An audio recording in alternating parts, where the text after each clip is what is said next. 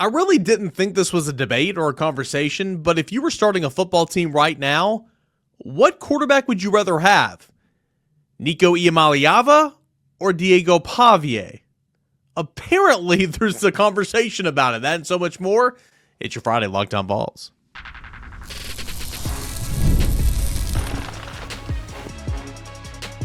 You are Locked On Vols, your daily podcast on the Tennessee Volunteers. Part of the Locked On Podcast Network, your team every day. What is up, everybody? Welcome into it, your Friday morning edition of Locked On Vols. Appreciate you guys for being here. So happy to have you guys along for the ride. A big shout out to our friends over at FanDuel Sportsbook for being a part of the show right now.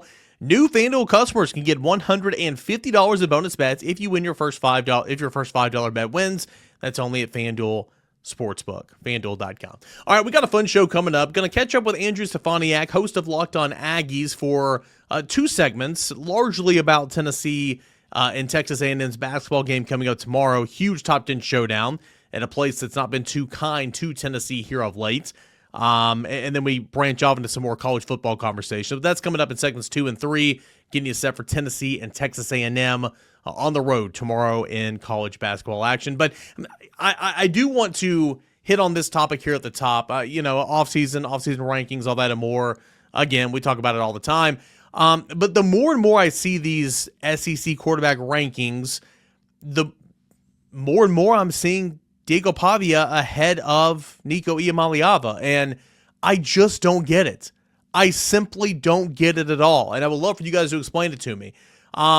There's been tons and tons of rankings out there, and I'm cherry picking here, but there's been others. Ones that I know of for sure that we even talked about on the show.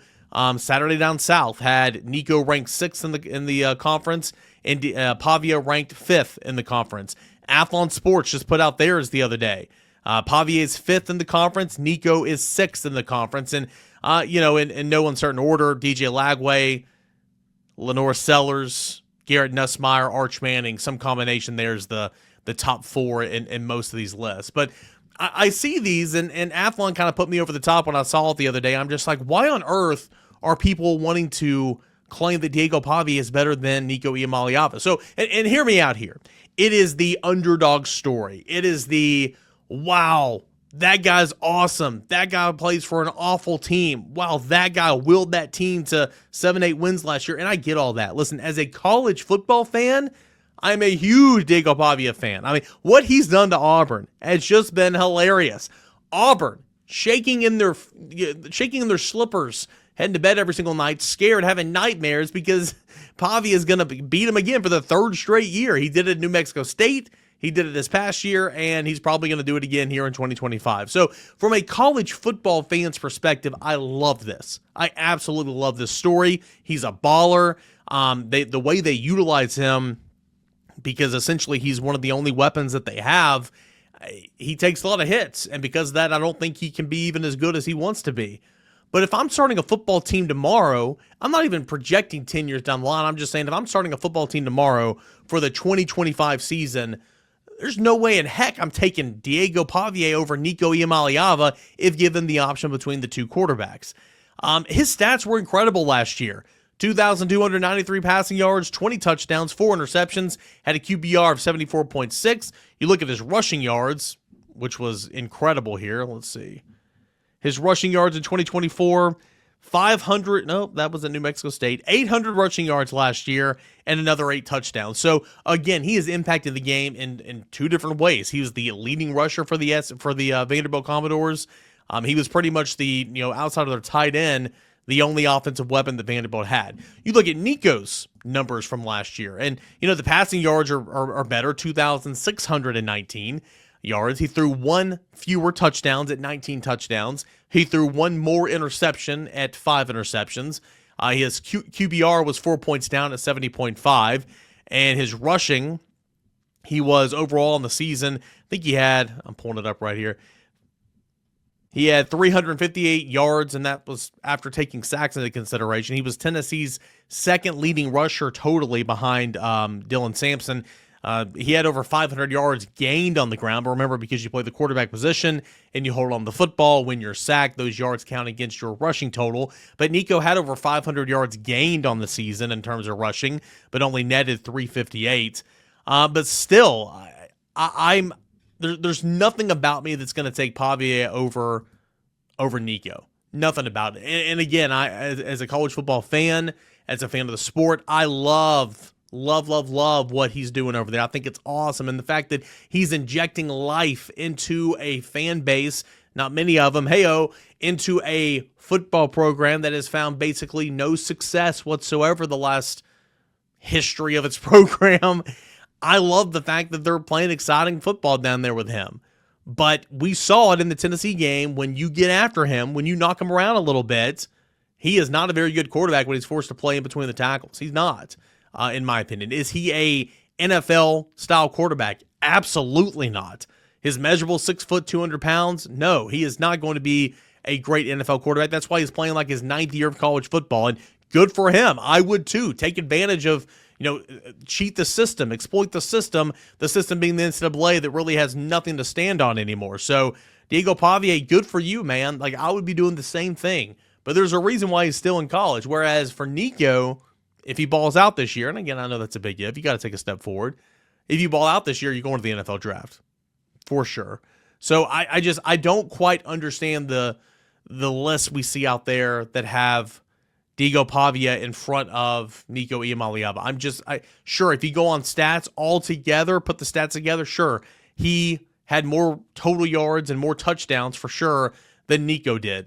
28 total touchdowns to 23 total touchdowns or whatever it was. But still, from a quarterback's perspective, throwing the football down the field, reading coverages, processing information, extending plays, all that and more, give me Nico Iamaleava. I mean, I didn't think this was much of a conversation. That's just kind of where I'm at. Maybe I'm wrong. We'll love to hear from you guys. If you're starting a team tomorrow, you taking Nico or you taking Diego Pavia? Apparently there's a conversation out there, and I just quite don't understand it. Also, the rest of Athlon Sports' pre-spring SEC quarterback rankings, and of course these can all change. Arch Manning at number 1. You guys know how I feel about that. Can we start a couple more games before we anoint him the best quarterback in the Southeastern Conference? He's clearly going to be better than I thought he was going to be, okay? I thought he was just a name. I thought he was super overrated coming out of high school in terms of the recruiting rankings and all that, but he's going to be much better than that, okay? But can we hold off on anointing him the crown jewel of the Southeastern Conference? This is Dion-level clickbait stuff. This is Nico at times level last year, because Nico was all the rage coming in as the number 1 overall player in the country. Same class, by the way, and a former 5-star quarterback. But anyway, Arch there at number 1. Garrett Nussmeier at number 2, which he should be number 1, or Lenore Sellers, who's at number 3. He has a right to be, thought of as the number 1 overall quarterback in the SEC. Number 4, DJ Lagway. I still think that's a little bit too high.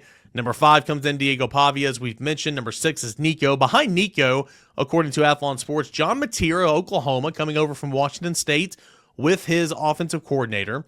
Taylon Green, number 8. Marcel Reed, number 9. We're going to talk Aggies basketball, a little bit of football in that crossover coming up in segments 2 and 3. Austin Simmons of Ole Miss, number 10. Gunnar Stockton coming in at number 11. Jackson Arnold, 12. Ty Simpson, 13. Blake Shapen, 14.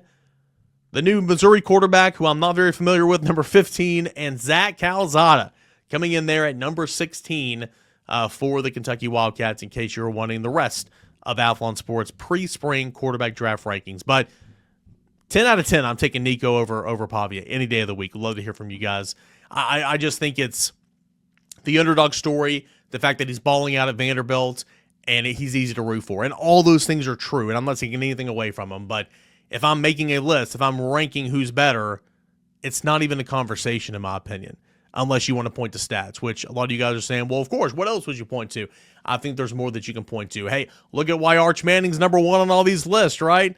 And plus, it's not like the stats were significantly better. He just scored some more touchdowns because he ran the football a whole lot more than Nico did.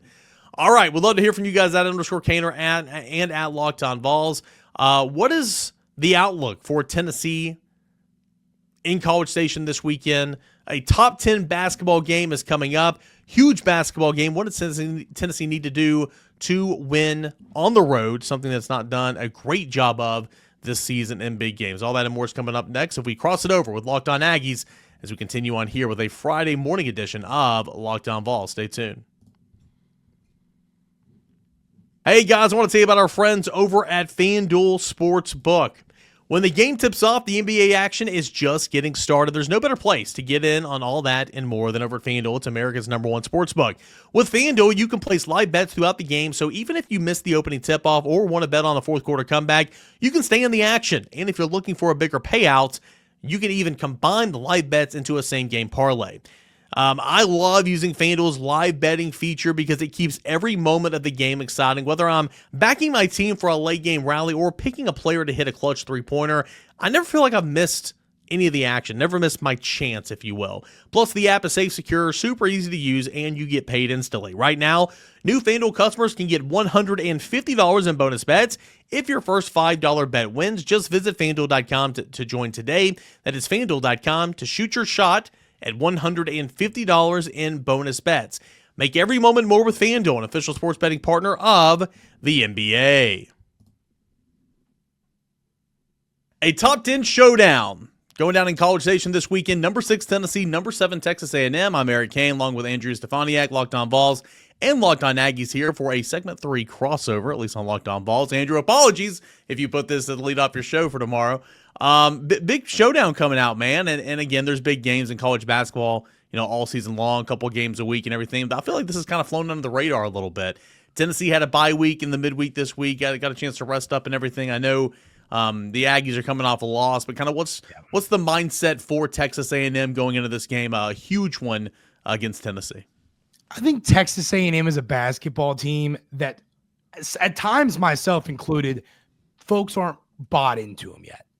I think a lot of people look at them and they're like, well, they're good, but are they really good? And I think they're pretty darn good. And it's interesting because it's very Tennessee-esque basketball. Mm-hmm. I'd say Tennessee's a hair better offensively, but defensive, A&M's, I believe in KenPom, they're 5 right now.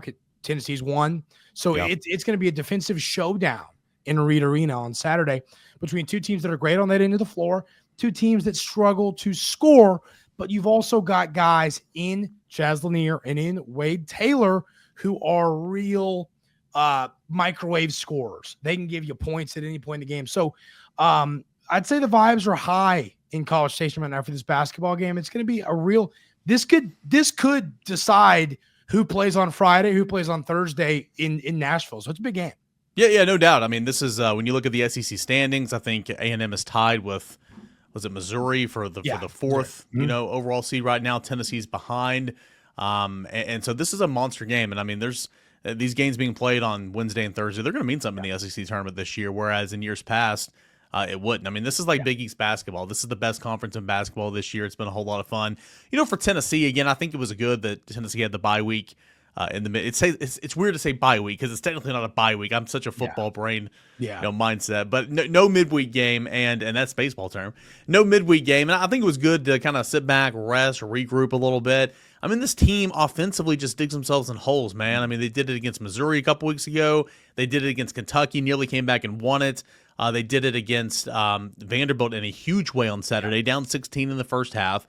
And so eventually, I mean, that you're going to get got, right? And Tennessee is the best defensive team in the country, but you can't allow 44 points and a half. You can't allow, a team like Kentucky to just shoot whatever they want from three and, hardly even be contested. And that's what's frustrating about this Tennessee team. So I think the break, came at a really, really good time.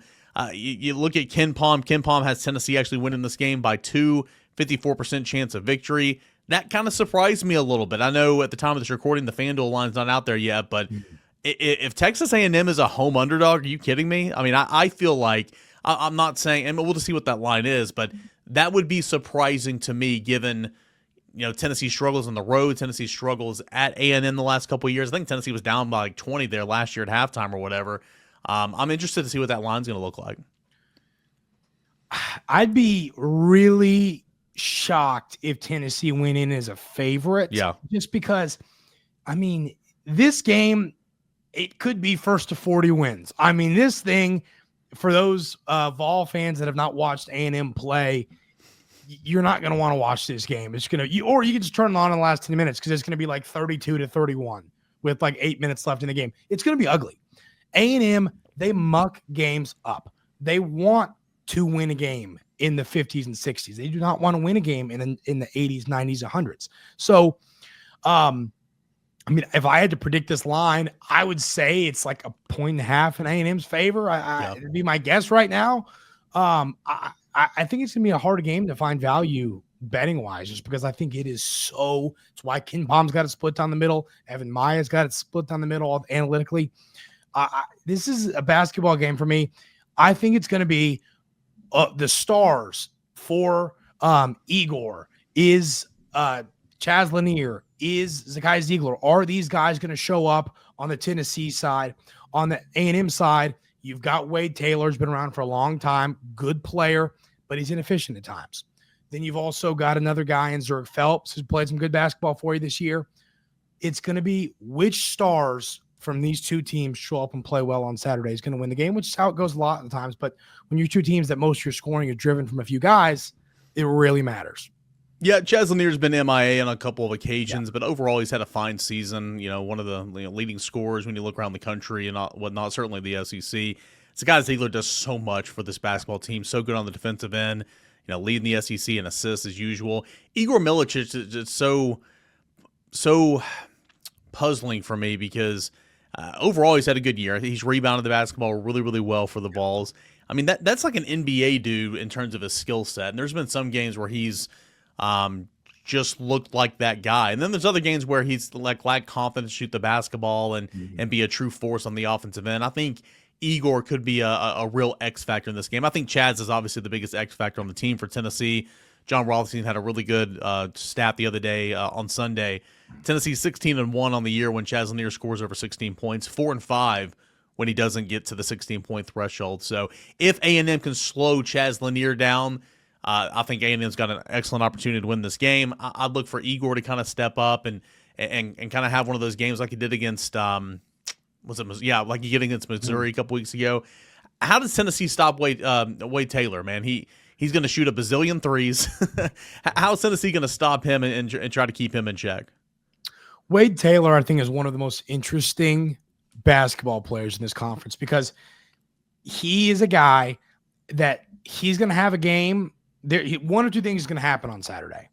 He's going to go 3 of 16 from the field and score 9 points, or he's going to go 11 of 16 from the field and score 27 points because he's going to shoot it over 15 times, regardless of what happens.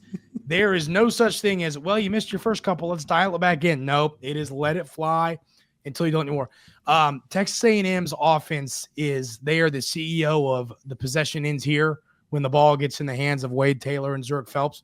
So, I mean, how you stop them, the problem is you're going to have little guard on little guard in College Station on Saturday with 5'9" Ziegler going against 6 foot Wade Taylor, and I say 6 foot Wade Taylor. Yeah. Program 6 foot. Yes, exactly. Yeah. And so, you know, normally you can get out there and really defend Wade Taylor well because of his height. Ziegler doesn't have that advantage. He has, I think, the quickest hands in all of college basketball. Yeah. But when it comes to getting up a jump shot, you know, how much can he defend a little bit taller Wade Taylor? So Ziegler's got to be out on him. Taylor scares you more as a shooter than a driver, in my opinion. So I would get in on him, get in on his body when he's out there past 3-point line. And if he gets around, you hope for help is what that's the way I would defend him personally.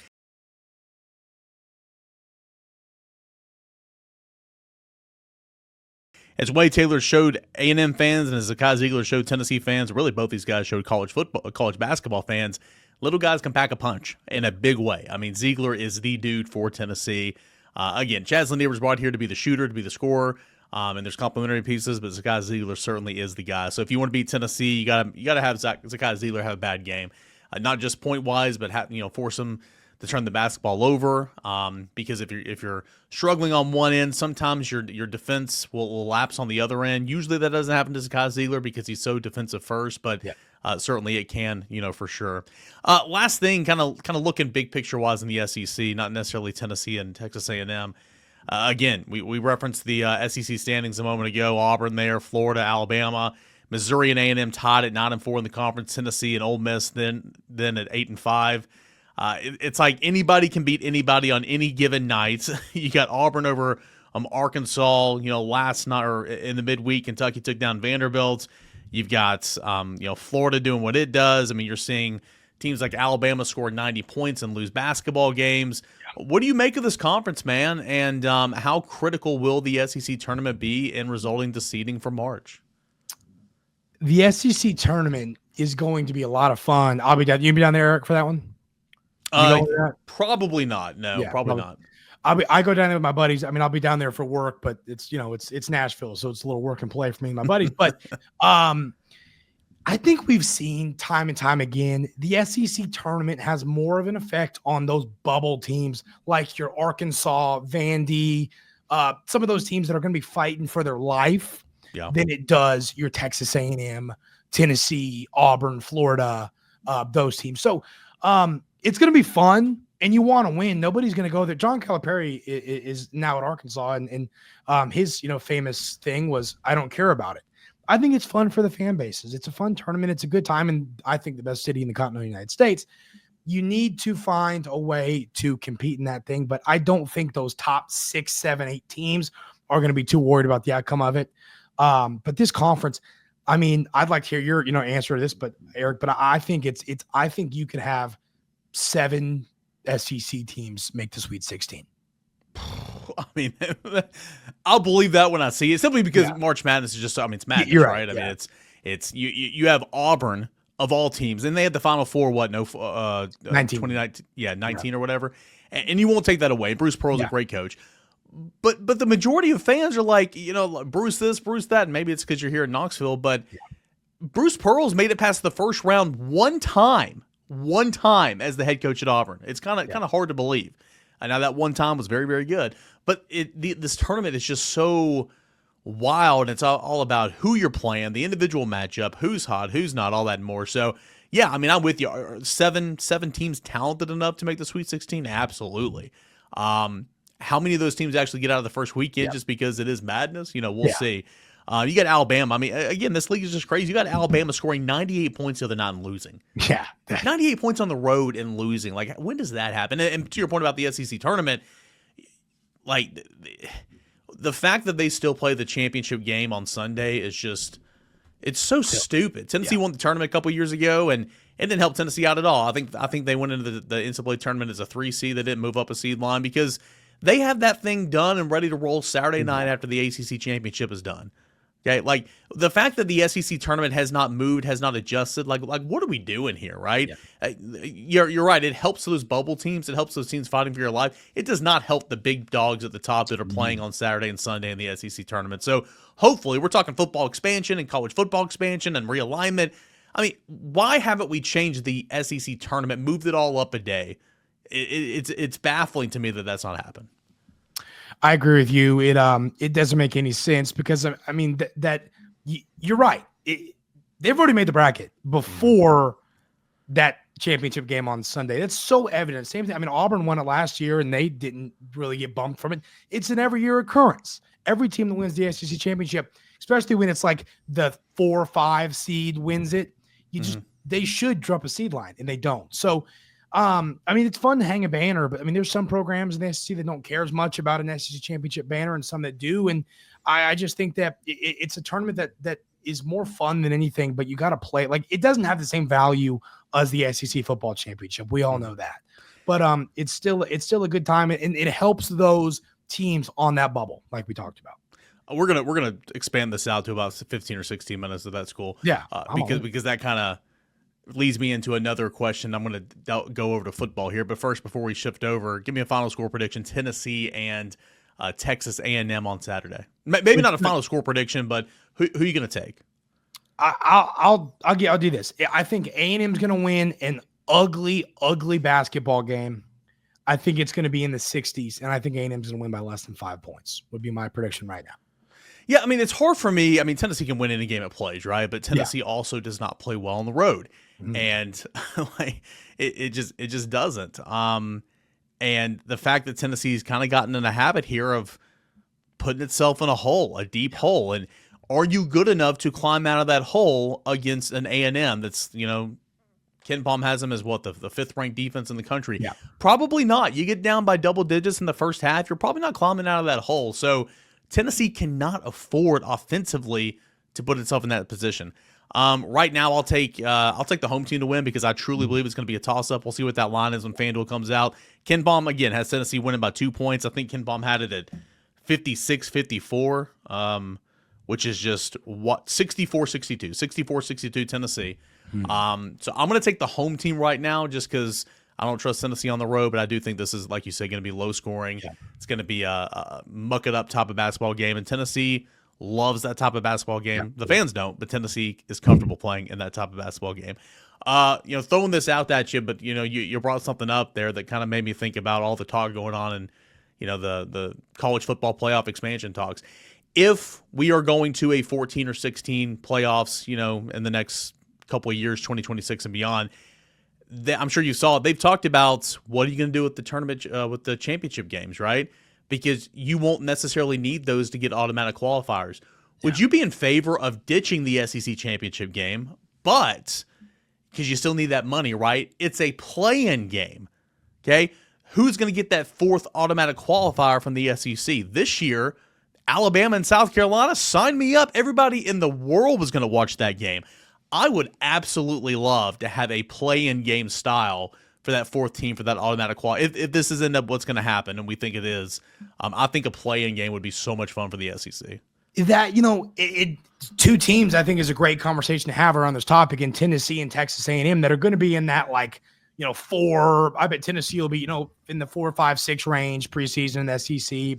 I haven't looked deep into the Vols yet, but we don't play each other in football this year. But if they're 5 or 6, we got an issue, but go ahead.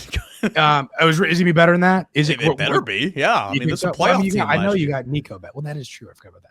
So let's say we'll say 3. I'll give you 3. You cool with 3? And I'd say A&M's probably at 7, maybe 6, right? Those are two teams that could be potentially in the conversation for that game, to play in that play-in game. And it would be fun. You talk about just letting two teams throw punches and lose teeth and bleed for one spot in that glorious playoff. Sign me up for that all day long, because a lot of times these SEC championship games, you're right, we're already locked. You got a team maybe playing for something and one's already locked it in, and you're like, who cares about this? Could make it a lot more fun. It wouldn't be hard to talk me into that. Do you like the fact that, or do you think it's too greedy that the SEC and the Big Ten are basically demanding 4 automatic qualifiers for the playoffs? Because I hate it. I mean, it's like, sure, Tennessee's in the SEC, that's great, but take the best. If it's going to be 16 teams, take the best 16 teams, seed them 1 through 16. Who gives a crap about an automatic qualifier? Let one group of 5 be in there for sure, and that should be the only stipulation. I hate the fact that they're trying to go out there and have that big of a piece of the pie. I don't like it. What say you? I agree with you. The only thing, I think the way I look at it is they are trying to make the best product they can. And we've just, even this year, we've seen some of the teams that made it in and it just didn't pan out. So I guess my response would be, hey, one of those being from the SEC, and that was Tennessee. Yeah, well, that's fair. But, I just think we've seen this happen year in and year out. We see that team back when it was a 4-team playoff, that team from, maybe it's Pac-12, get in, and then they just get steamrolled by Georgia or Bama. We've seen it for 7 or 8 years. They have to be in it because they deserve to be in it. That's the reality. But I guess, where these two powerhouse conferences are coming from and saying, you want the best product out there, put us out there. But these teams that fight, tooth and nail I think they deserve to be in this playoff, and I don't think the SEC Big Ten should get as much of that piece of pie as they want, because these teams deserve to be there, even though they might get steamrolled by one of those teams. Yeah, they generate the most. These two conferences generate the most money, so I get it from Sankey's perspective and all that. Yeah. I'm all for. Do you need conference expansion from 12 to 14? No. Do you need it from 12 to 16? Heck no. But it's going to happen no matter what.